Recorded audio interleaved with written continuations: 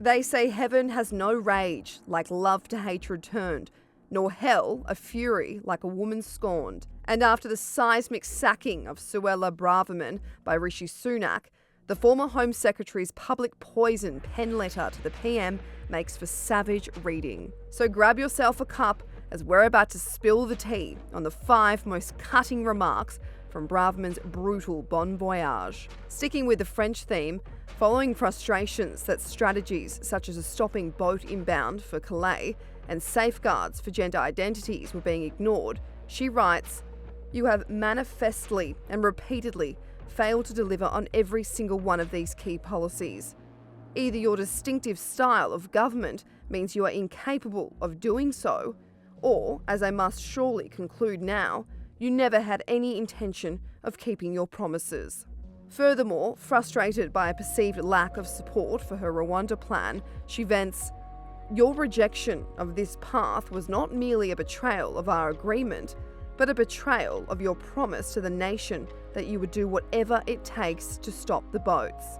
In another blistering attack on Rishi and his team disregarding legal pushback of the scheme, Braverman marks, "You ignored these arguments. You opted instead for wishful thinking as a comfort blanket to avoid having to make hard choices. This irresponsibility has wasted time and left the country in an impossible position." She continues, "Worse than this, your magical thinking, believing that you can will your way through this without upsetting polite opinion, has meant you have failed to prepare any sort of credible plan B." Then to top off one of the most damning, explosive indictments of the government this side of the COVID inquiry, Suella reveals, "I regret to say that your response has been uncertain, weak, and lacking in the qualities of leadership that this country needs.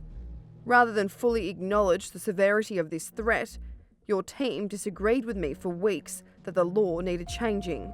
And one final PS, or parting shot across Rishi's bow, reads, "Someone needs to be honest.